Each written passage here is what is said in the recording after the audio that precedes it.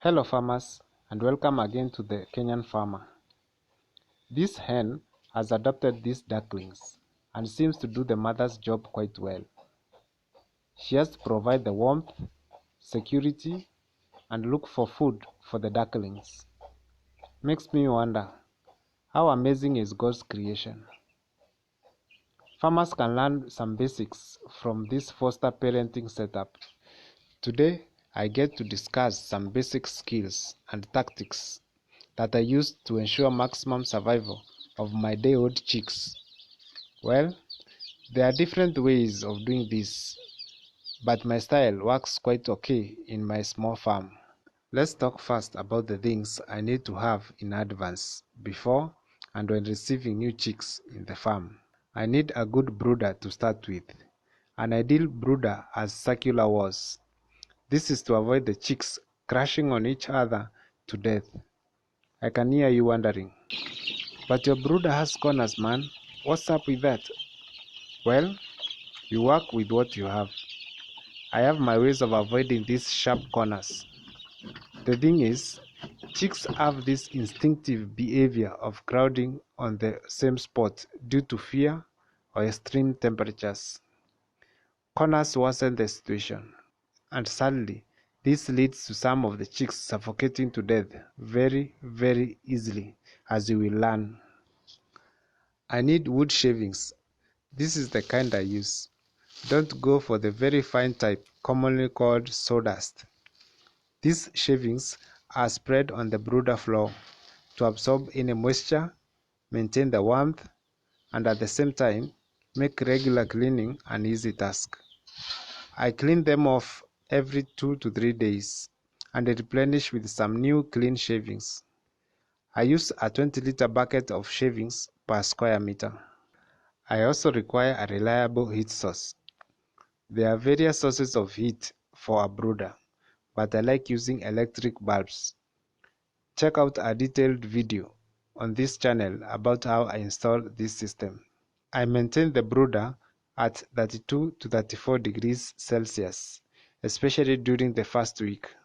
I drop this gradually weekly by 2 degrees until I get to the room temperature by week 4. Water and feed troughs need to be enough for the chick population.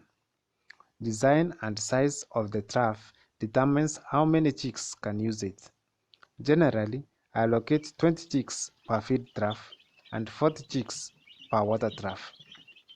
These long ones have 24 slots, but I will work with 20 slots. I know you will ensure the water is a bit warm if you come from the coldest part of Kenya, especially for the first 2 days. The quality of the chick feed you are using matters a lot. I go for commercial chick feed. Quality commercial chick feed is well balanced, has added cacodiestats, and hopefully it's aflatoxin free. You may decide to start off with the starter mash, which has the highest protein content, promoting faster growth, but I'm dealing with indigenous improved breed, not those exotic birds. So I start with regular chick mash. About 15 to 20 grams daily per chick is my target. Before talking about drugs and supplements, there is something you need to see first. I have a teaspoon and a tablespoon. Some manufacturers' instructions on rates to be used talk of tablespoon and teaspoon, and sometimes grams. I will start with the teaspoon or the small spoon.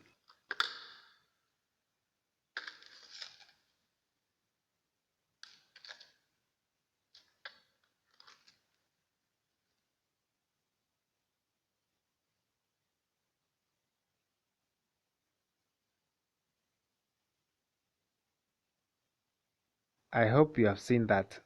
So each time I talk of a teaspoon, I mean 5 grams. And let's see what I mean by a tablespoon or the big spoon. Let me first zero out my sensitive scale first.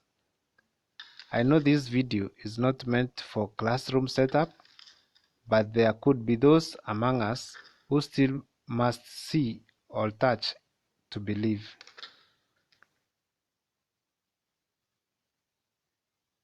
That is about 10 grams. I think saying a tablespoon equals 2 teaspoons is quite fair.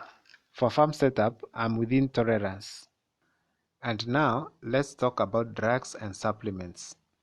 I acquire my day-old chicks from a certified hatchery about 300 kilometers from my farm. They arrive often tired and dehydrated.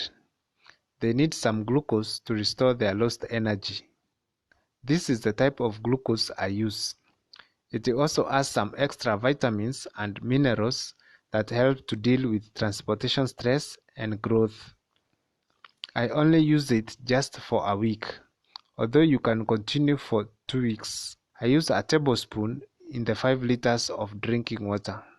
An antibiotic formula is necessary for the first 2 weeks of life. I use this product.